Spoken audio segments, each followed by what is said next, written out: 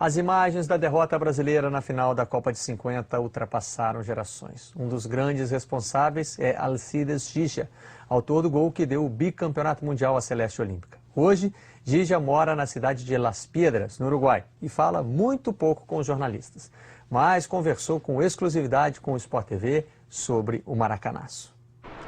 3 pessoas silenciaram o Maracanã: o Papa, Frank Sinatra e eu.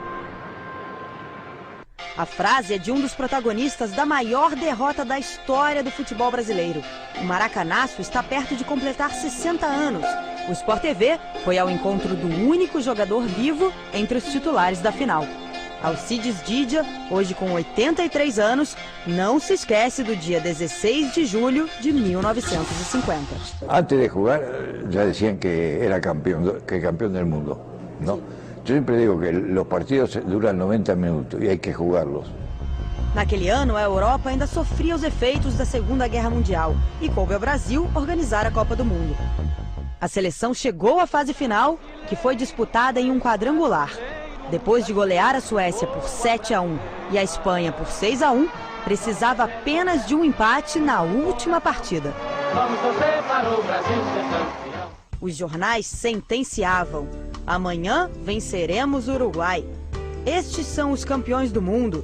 A vitória era certa, mas a Celeste Olímpica não se intimidou. Estábamos tranquilos. Lo que pasa es que nosotros teníamos confianza en nosotros mismos. Habían llevado unas colchonetas al vestuario y para que descansar un poco. Hubo un jugador nuestro que se durmió.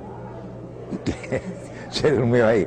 Vayan pelando la chaucha, aunque le cuesta trabajo. ¿Dónde juega la Celeste? ¿Dónde juega la Celeste? Todo el mundo boca abajo. Esa es la canción que cantábamos nosotros. Segundo dados não oficiais, mais de 200.000 pessoas foram ao Maracanã, construído para aquela Copa, para ver o primeiro título mundial da seleção brasileira. O resto é história.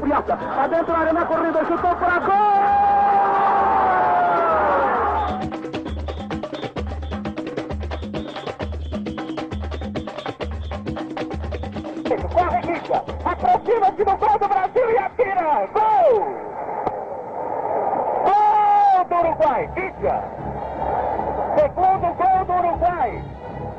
2-1 ganha o Uruguai. Bueno, era un silencio que no se oía nada, ¿no? Un silencio enorme que, yo qué sé, parece que no hubiera gente, parece, ¿no?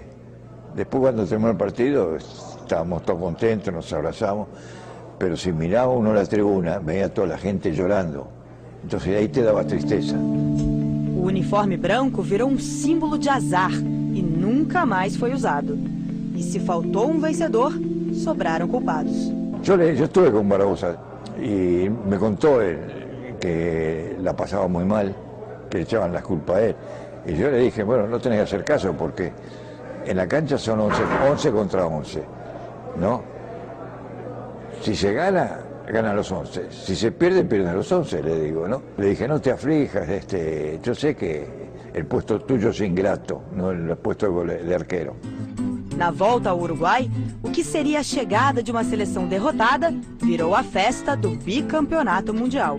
Fue una alegría enorme. Yo nunca había visto tanta gente en Montevideo como ese día.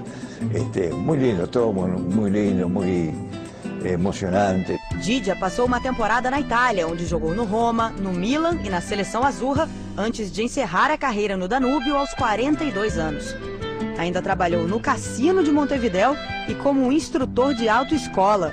Foi onde conheceu a atual esposa, 46 anos mais jovem. Y aprender a manejar, él era instructor, yo tenía 23 años. Me dijeron, ¿tú sabes quién es él? Digo, no, él es un campeón del mundo.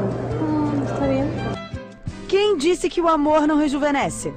Y puede ser, cuando quedé viudo dije, bueno, ¿qué hago ahora de mi vida, no? Entonces conocí a ella, entonces digo, no, a la edad mía, yo no puedo casarme con una mujer de mi misma edad, que yo tenga que cuidarla. Tengo una más joven que me cuide a mí. Beatriz vai com Gija para a Copa da África do Sul, onde será homenageado pela FIFA. Adivinha quem ele acha que leva o título? Me gusta Brasil, porque es una selección que juega alegre, contento. Yo creo que la Copa va a quedar acá en Sudamérica. O carrasco dos brasileiros e herói dos uruguaios é a prova de que grandes histórias não precisam ter um final feliz. El Maracaná lo silenciamos 3 personas, el Papa, Frank Sinatra y yo. Ontem foi o Dia Nacional do Silêncio, 16 de julho, o dia em que perdemos a Copa do Mundo de 50. Para relembrar a data, o clube ouviu algumas testemunhas da maior tragédia da história do nosso futebol.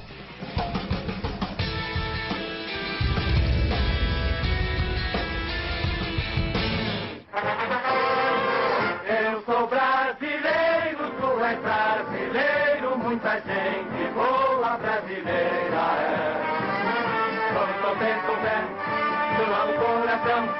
Vamos torcer para o Brasil ser campeão. A garotada de hoje talvez nem possa imaginar o que foi a expectativa do brasileiro para a Copa de 50. Primeiro, é uma geração de meninos ou de jovens que tinha crescido com histórias das Copas anteriores. O Brasil já tinha um cartaz no futebol internacional, porquanto em 1938, que foi a Copa anterior à Guerra Mundial, o Brasil tirou o 3º lugar. Sendo eliminado exatamente pelo campeão, a Itália, um jogo por 2-1. Muita gente achava que o Brasil merecia ser campeão já em 38. Em 1950 nós estávamos realmente naquela esperança de ter o campeonato nas mãos. E tínhamos um timaço.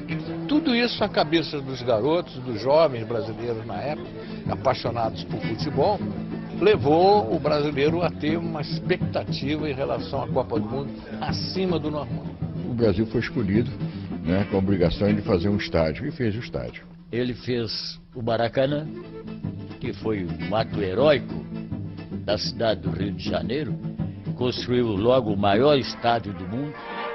Salve, salve o nosso estádio municipal no campeonato mundial. Antigamente, a Copa do Mundo era com 16 times.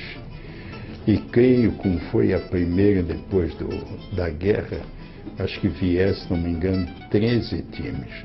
Não chegou a 16. Fizeram um grupo de 4, outro grupo de 4, um grupo de 3 e um grupo de 2. Então, por sorteio, o Uruguai só teve que vencer a Bolívia, a fraca Bolívia, então, para passar para a fase final. A fase final jogava os 4 um contra o outro. O Uruguai já começou sendo beneficiado aí, enquanto que o Brasil teve que enfrentar 3 adversários, o México era fraco, a Suíça foi mais difícil do que se esperava, e a Iugoslávia, que era uma seleção muito boa. O Brasil venceu com dificuldade. E depois houve a sucessão de goleadas. Nós goleamos a Suécia.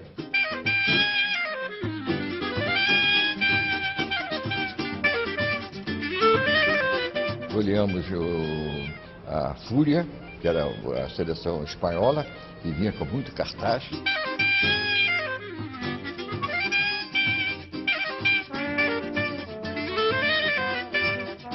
O Uruguai vai para a fase final, começa enfrentando a seleção da Espanha, com quem ele empata. Depois ele ganha com muito sacrifício a Suécia por 3-2.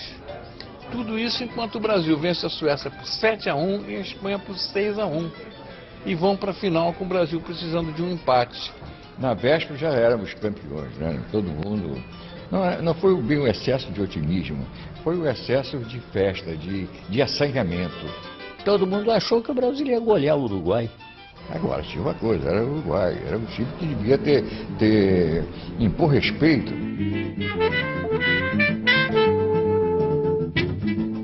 E o jogo começou, primeiro tempo saímos bem, né, equilibrado, não houve nenhum lance de brilho, né. Veio o segundo tempo, o Fiasco fez um gol. Um gol tranquilo, um gol límpido, um gol assim, ortodoxo.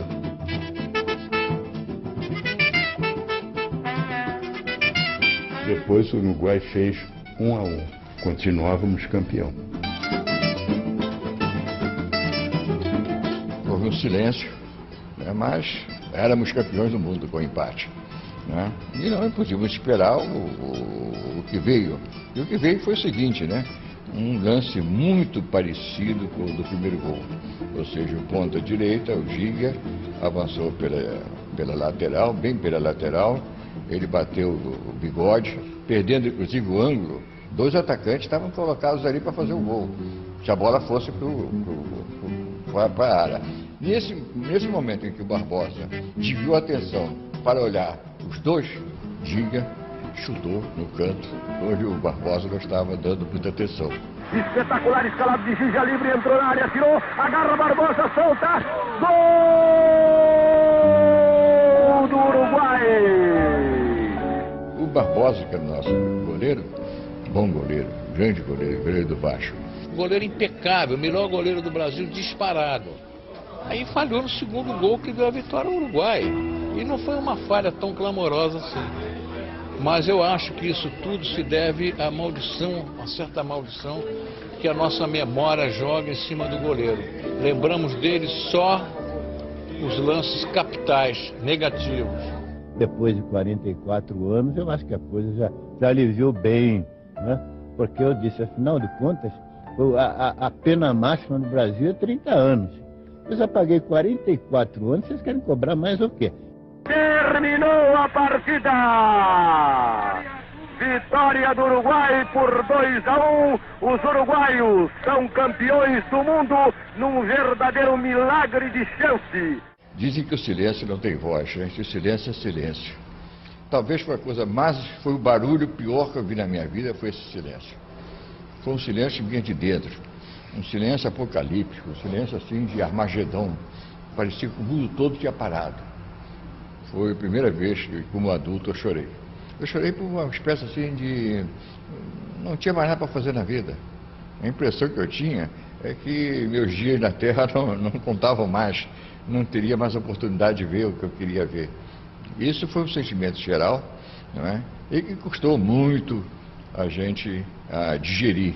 O torcedor de hoje talvez ache, ou passou a achar durante muito tempo, um certo exagero. Poxa, mas como é que é? Uma derrota em Copa do Mundo? A gente já perdeu tantas as Copas aí, ninguém sofreu. Mas aquela Copa foi a primeira que a gente sofreu, a primeira lição que a gente aprendeu de que o futebol brasileiro é muito bom, mas não ganha sempre.